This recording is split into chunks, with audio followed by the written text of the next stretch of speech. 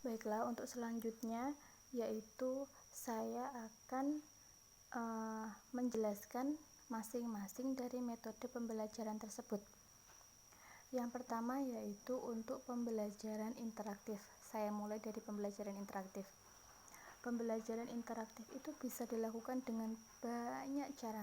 Salah satunya yaitu dengan diskusi kelompok. Jadi, guru meminta siswa-siswi berkelompok dengan anggota 3 atau lebih untuk berbagi informasi. Nah, cara untuk membentuk kelompok interaktif itu ada banyak. Contohnya yaitu dengan kartu kelompok, dengan puzzle, dengan kartu nama, dengan kelahiran, mungkin dengan warna kesukaan, ataupun dengan nomor undian bisa, ataupun bisa juga dengan buku siswa-siswi. Nah, itu tadi berbagai macam cara yang bisa digunakan untuk menentukan sebuah kelompok. Selanjutnya, pembelajaran interaktif juga bisa dilakukan melalui think, pair, and share, atau juga bisa dengan metode investigasi kelompok, metode TGT, Team Game Tournament, jadi ini semacam permainan, atau metode jigsaw. Bisa juga dengan metode numbered heads together, atau dengan diskusi terbuka, dengan pesta pertanyaan juga bisa. Oke. Atau dengan belajar berpasangan, secara 2 orang itu juga bisa. Selanjutnya yaitu untuk metode belajar melalui pengalaman. Metode belajar melalui pengalaman ini bisa didapat dengan cara bermain peran. Jadi guru membagi kelas menjadi 2 kelompok. Misalkan dalam satu kelas ada 20 orang, berarti dibagi 10 orang 10 orang. Nah, nanti masing-masing kelompok diminta untuk merancang suatu permainan yang di situ memainkan peran. Jadi semacam teater atau drama berdasarkan konsep yang telah dipelajari dan ditentukan. Oke. Jadi nanti guru memberikan siswa waktu untuk menampilkan hasil karya tersebut, kemudian kelompok yang lain menanggapi hasil permainan kelompok yang tampil, dan sebaliknya. Nah, atau untuk metode pengalaman langsung ini bisa dilakukan dengan simulasi atau latihan praktek. Jadi, setelah siswa-siswi belajar tentang keterampilan motorik tertentu, secara acak siswa-siswi diminta untuk mempraktikkan keterampilan yang telah pelajari di depan kelas.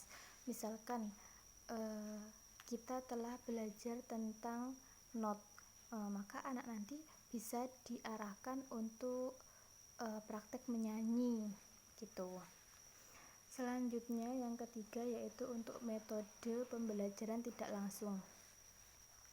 Untuk metode pembelajaran tidak langsung ini bisa dilakukan dengan cara inquiry atau memecahkan masalah. Bisa juga dengan metode berdagang atau analisa studi kasus, atau bisa juga dengan mengevaluasi hasil kerja teman. Itu bisa dilakukan untuk memperoleh pembelajaran tidak langsung. Selanjutnya yaitu untuk pembelajaran langsung. Pembelajaran langsung ini biasanya identik dengan metode ceramah, di mana pembelajaran ini disinyalir kurang mengaktifkan siswa-siswi. Namun demikian, pembelajaran langsung masih dapat digunakan dengan menggunakan metode tanya jawab dan latihan. Itu.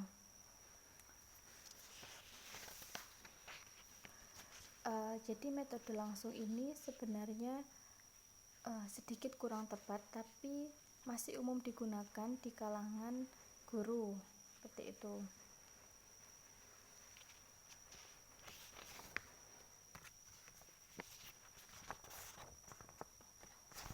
Selanjutnya yaitu mengenai metode untuk pembelajaran mandiri. Jadi pembelajaran mandiri ini bisa dilakukan dengan misalkan pemberian tugas, metode proyek seperti itu. Jadi yang bisa dikerjakan secara individual.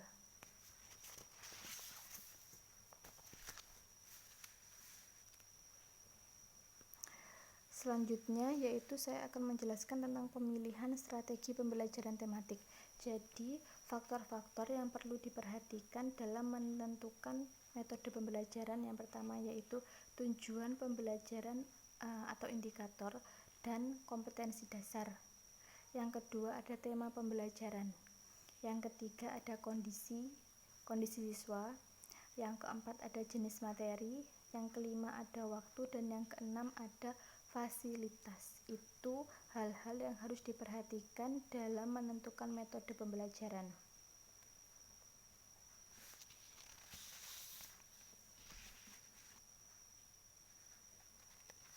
Selanjutnya yaitu mengenai tahap pelaksanaan pembelajaran tematik. Pelaksanaan pembelajaran tematik diterapkan ke dalam 3 langkah. Yang pertama yaitu kegiatan awal, yang kedua yaitu kegiatan inti, dan yang ketiga yaitu kegiatan akhir. Baiklah, kegiatan awal ini bertujuan untuk menarik perhatian siswa-siswi, menumbuhkan motivasi belajar siswa-siswi, memberikan acuan atau rambu-rambu tentang pembelajaran yang akan dilakukan. Istilahnya sebagai pemanasan seperti itu.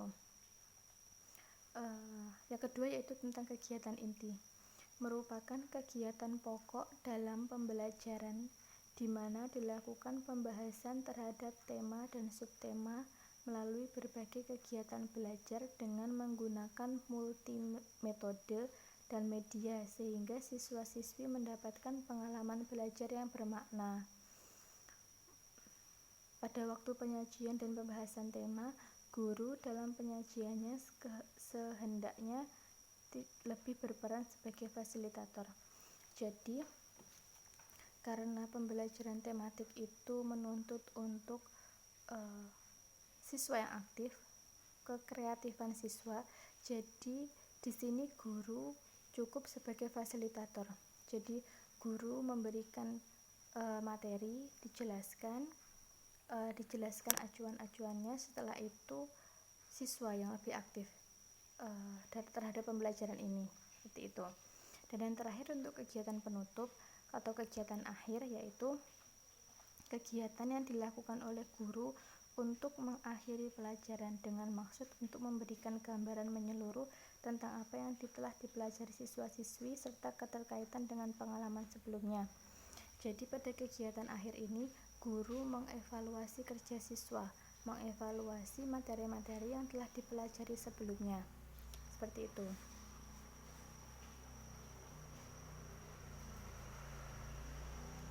Untuk alokasi waktu setiap tahapan dalam kegiatan pembukaan. Kalau pembukaan itu kurang lebih 5-10% waktu pelajaran disediakan. Kegiatan inti kurang lebih 80%. Nah, untuk kegiatan akhir itu kurang lebih 10-15% dari waktu pelajaran yang disediakan. Jadi lebih banyak waktu intinya ya.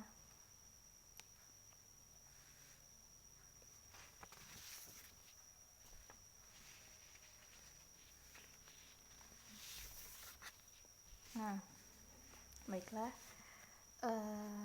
sampai di sini materi kita malam ini. Untuk selanjutnya saya akan mencoba membacakan rangkuman yang telah saya buat.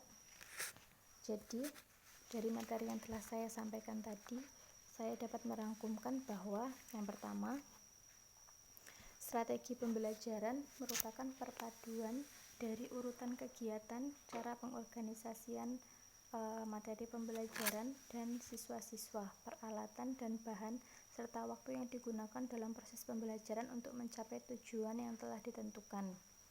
Nah, alternatif metode yang dapat digunakan dalam pembelajaran kelas awal dapat diklasifikasikan menjadi 5.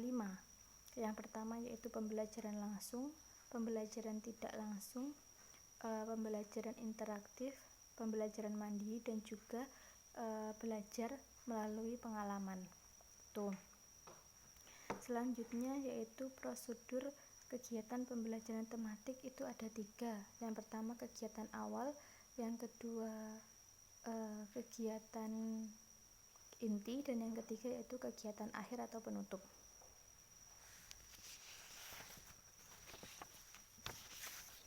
Oke, baiklah, sekian materi yang dapat saya sampaikan untuk malam ini. Semoga bermanfaat untuk kita semua.